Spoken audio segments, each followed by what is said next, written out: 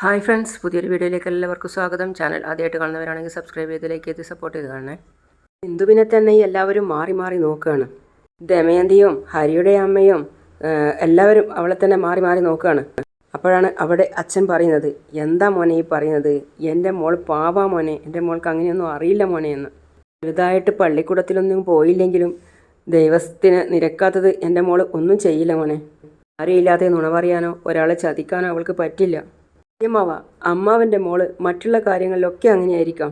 പക്ഷേ ഈ ഒരു കാര്യത്തിൽ സിന്ധു പറയുന്നത് കല്ല് വെച്ച നുണയാണ് അമ്മാവ. അവൾ ഈ പറയുന്നതൊന്നും അമ്മാവൻ വിശ്വസിക്കരുത്. എന്നാലും നമ്മളെ കേന് പറഞ്ഞുറപ്പിച്ച് വെച്ച പെണ്ണിനെ ഞാൻ വിളിച്ചുകൊണ്ടുപോയി താലി കെട്ടുമോ? അതിനെ കാണാതായി എന്ന് പറഞ്ഞപ്പോൾ ഞാനും ഇവിടെ തന്നെ സത്യമാവൻ്റെ കൂടെ തന്നെ ഉണ്ടായിരുന്നില്ലേ? നിങ്ങളെയൊക്കെ കൂടി ഞാനും സിന്ധുവിനെ തന്നെ തപ്പി നടക്കായിരുന്നല്ലോ. നിങ്ങളെല്ലാവരുടെയും കൂടെ ഇവിടെ ഉണ്ടായിരുന്ന ഞാനെങ്ങനെയാ അമ്മാവ അവിടെ വെച്ച് അമ്പലത്തിൽ ഇവളുടെ കഴുത്തിൽ താലി കെട്ടുന്നത്? പറയുന്നത് എന്തും നിങ്ങൾ കണ്ണടച്ചങ്ങ് വിശ്വസിക്കണോ? അച്ഛാ, ഡോക്ടർ പറഞ്ഞതൊക്കെ പച്ചക്കള്ള.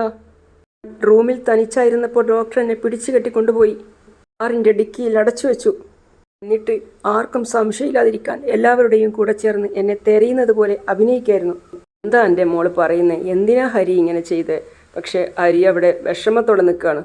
സിന്ധു, നീ കാരണം എത്ര പേരാ ഇവിടെ വിഷമിക്കുന്നത്?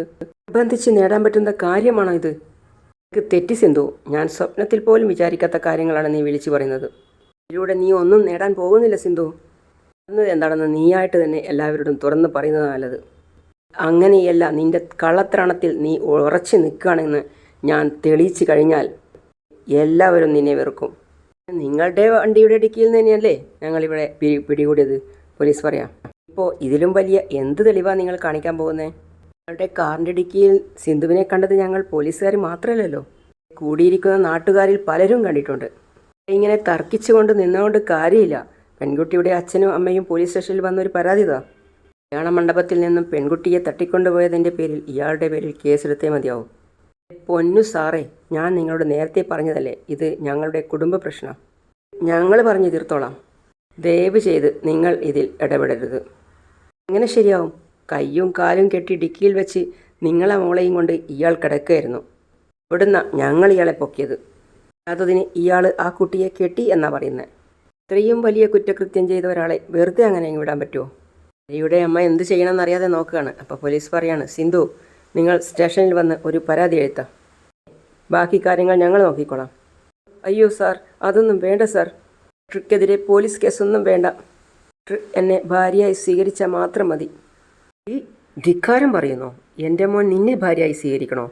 വിവരമില്ലാത്ത മണ്ണുണ്ണി, നിനക്ക് ഡോക്ടറെ ഭർത്താവായിട്ട് വേണം അല്ലേ എന്ന് പറഞ്ഞവർ സിന്ധുവിൻ്റെ മുഖത്തൊരടി കൊടുത്തു. ദമയന്തി അതിൻ്റെ ഇടയിൽ വന്ന് ലക്ഷ്മി എന്ന് പറഞ്ഞവരെ തട്ടിമാറ്റിയാണ്. എന്തായി ചെയ്യുന്നേ? പറഞ്ഞു തീർക്കാനുള്ളതിന് കൈ നീട്ടുകയാണോ നീ? ഇത്രയും പേരുടെ മുമ്പിൽ വെച്ച് ഹരി സിന്ധുവിനെ പിടിച്ചു കെട്ടിക്കൊണ്ടുപോയി ക്ഷേത്രത്തിൽ വെച്ച് താലി കെട്ടി എന്ന് പറയുമ്പോൾ ഇതെങ്ങനെ ഇല്ലാവചനം ആവും ലക്ഷ്മി? ലോകത്ത് ഒരു പെൺകുട്ടിയും ഈ കാര്യത്തിൽ നുണ പറയില്ല. അയ്യോ വല്യമ്മേ, അവളുടെ വാക്ക് കേട്ട് വല്യമ്മ എന്നെ സംശയിക്കുന്നോ? ഇന്ന് വരെ എന്തെങ്കിലും ഒരു കാര്യം ഞാൻ വല്യമ്മയോട് ഒളിപ്പിച്ചിട്ടുണ്ടോ? എനിക്ക് ശരിക്കും സിന്ധുവിനെ ഇഷ്ടമായിരുന്നെങ്കിൽ ആദ്യമേ ഞാൻ വല്യമ്മയോട് പറയുമായിരുന്നല്ലോ. അതാ എനിക്കും ചോദിക്കാനുള്ളത്. ഈ ഒരു കാര്യം മാത്രം എന്തുകൊണ്ട് നീ എന്നോട് പറഞ്ഞില്ല? വല്യമ്മേ, മറ്റുള്ളവരെ പോലെ വല്യമ്മയും എന്നെ അവിശ്വസിക്കരുത്. അവൾ പറയുന്നതൊക്കെ കള്ളമാണ് വല്യമ്മേ. ഞാൻ അവളെ സ്നേഹിച്ചിട്ടുമില്ല, പിടിച്ചു കെട്ടി കൊണ്ടുപോയിട്ടുമില്ല, അവളുടെ കഴുത്തിൽ താലി കെട്ടിയിട്ടുമില്ല. നീ എന്താ പറഞ്ഞു വരുന്നത്? ഇത്രയും പേരുടെ മുമ്പിൽ വെച്ച് എൻ്റെ മോള് കള്ളം പറയുകയാണെന്നാണോ? അമ്മ പറയാണ്, ഹരി, സിന്ധുവും നീയും തമ്മിൽ ചെറുപ്പം തൊട്ടേ കൂട്ടുകാരായിരുന്നല്ലോ. അവളൊരു നല്ല ഫ്രണ്ടാണെന്ന് നീ പലതവണ എന്നോട് പറഞ്ഞിട്ടുമുണ്ട്. അത്രയ്ക്ക് നല്ലൊരു സുഹൃത്ത് എന്തിനാ ഇല്ലാത്ത കാര്യം പറഞ്ഞ് നിന്നെ നാണം കെടുത്തുന്നേ? ഹരി, അതിൻ്റെ ആവശ്യം എന്താ? ഹരി ആകെ അപ്സെറ്റായിരിക്കുകയാണ്. ആരും എന്താ ഞാൻ പറയുന്നത് അനുസരിക്കാത്തേ? ഇങ്ങനെ ഒരു ഇഷ്ടം നിൻ്റെ മനസ്സിലുണ്ടായിരുന്നെങ്കിൽ നിനക്കത് നേരത്തെ എന്നോട് പറയാമായിരുന്നല്ലോ. സിന്ധുവിനെ ഞാൻ നിൻ്റെ കൈപിടിച്ച് ഏൽപ്പിക്കുമായിരുന്നല്ലോ.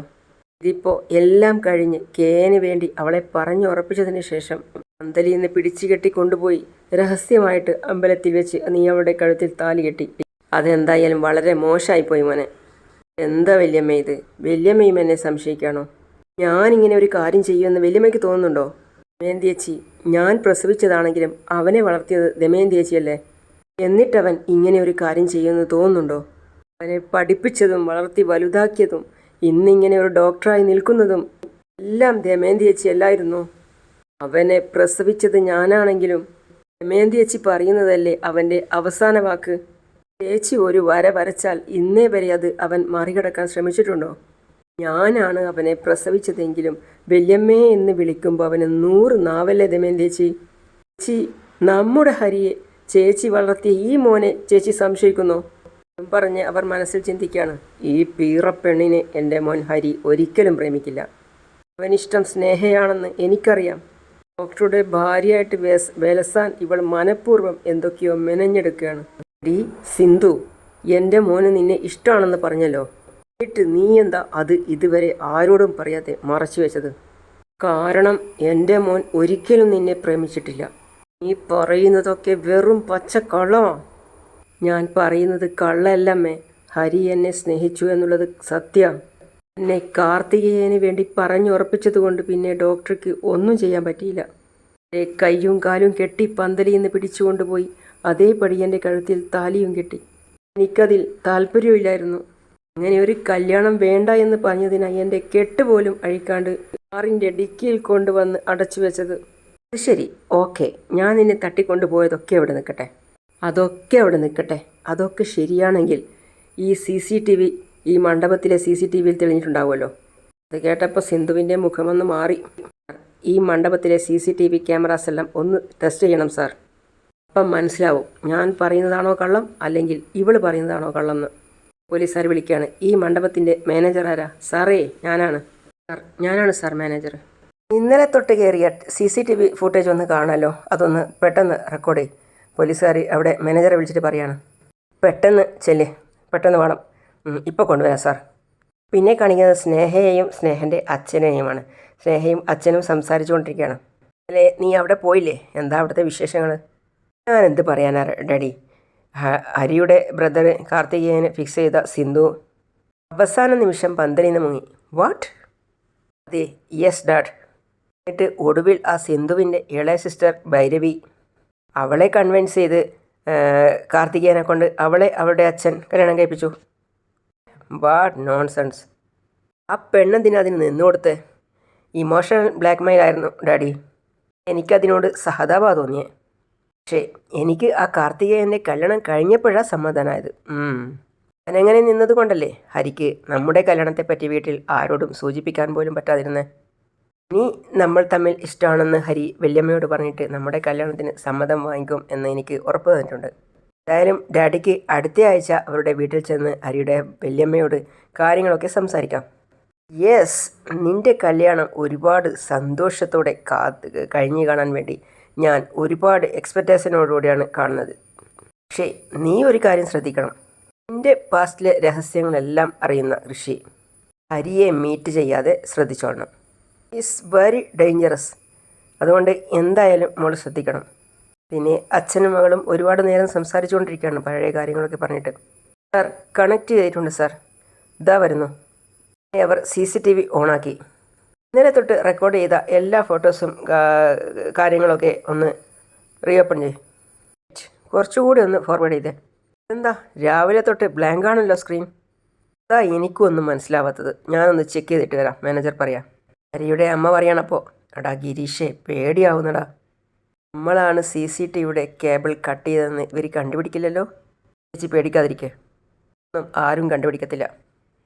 CCTV കേബിളിൽ നിന്നും സർവേയിലേക്ക് പോകുന്ന മെയിൻ കേബിൾ ആരോ കട്ട് ചെയ്തിട്ടുണ്ട്.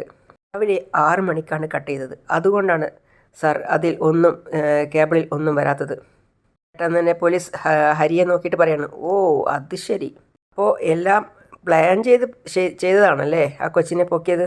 അപ്പോൾ പ്ലാൻ തയ്യാറാക്കിയതിന് ശേഷമാണ് രാവിലെ തന്നെ CCTV കേബിളിൻ്റെ വയറൊക്കെ കട്ട് ചെയ്തതല്ലേ? സാർ എന്തായി പറയുന്നത്?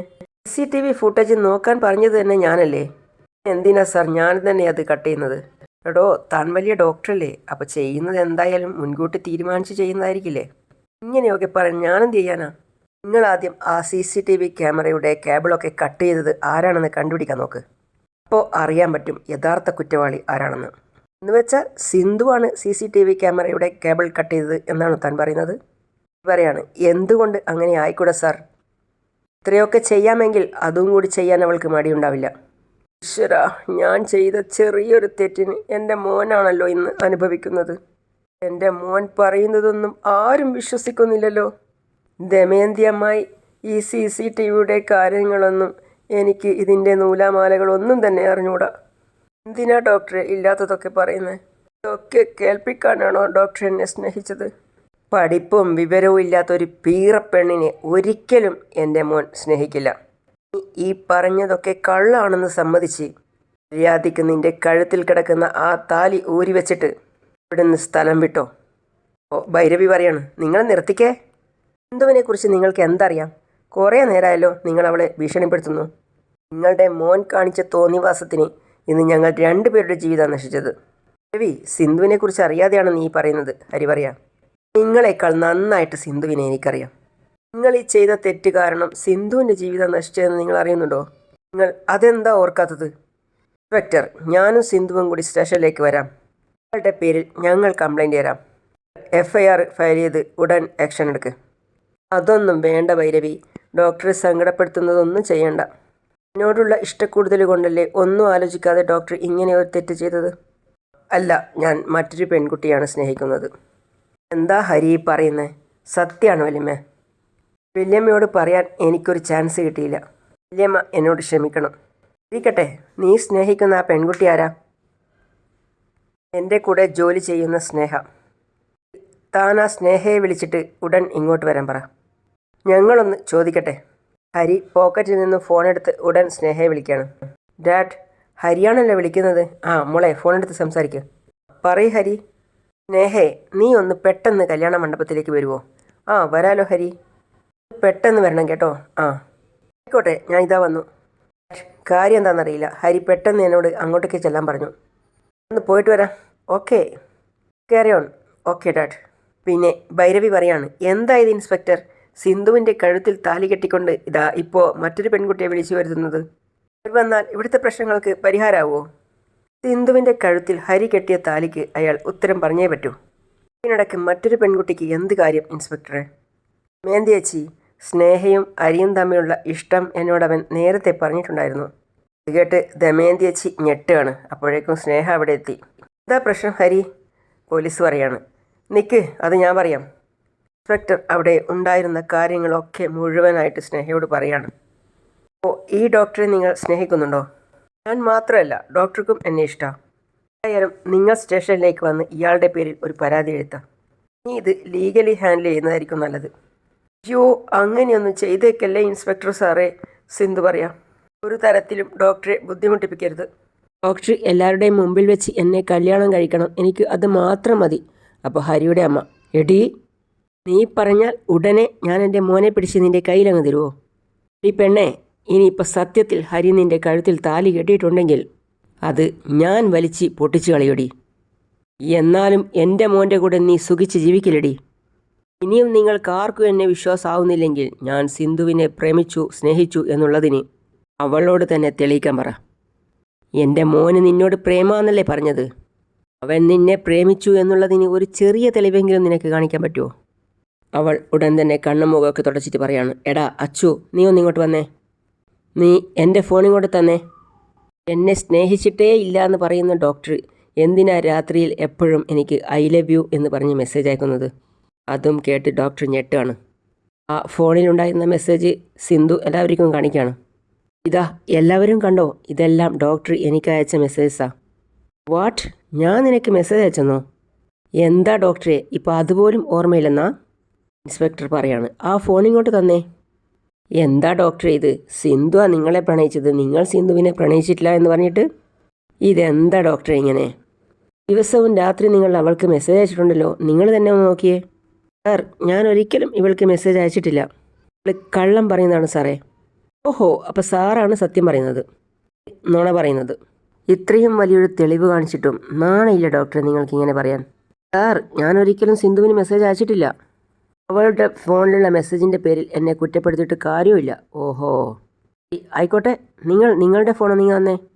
ഇതിൽ എന്താ ഉള്ളത് നോക്കട്ടെ. ഈ ഫോണിൽ സിന്ധുവിൻ്റെ നമ്പർ എടുത്തു. അതിനുശേഷം ഹരി അവൻ്റെ ഫോൺ നോക്കി ഞെട്ടുകയാണ്. ഹരിയുടെ ഫോണിലും ആ മെസ്സേജ് ഉണ്ടായിരുന്നു. അവനപ്പോൾ അത് കണ്ട് നന്നായിട്ട് ഞെട്ടി. അങ്ങനെയാണ് ഇന്നത്തെ ഭാഗം അവസാനിക്കുന്നത്. അടുത്ത പുതിയ വിശേഷമായിട്ട് വീണ്ടും കാണാം. See you all.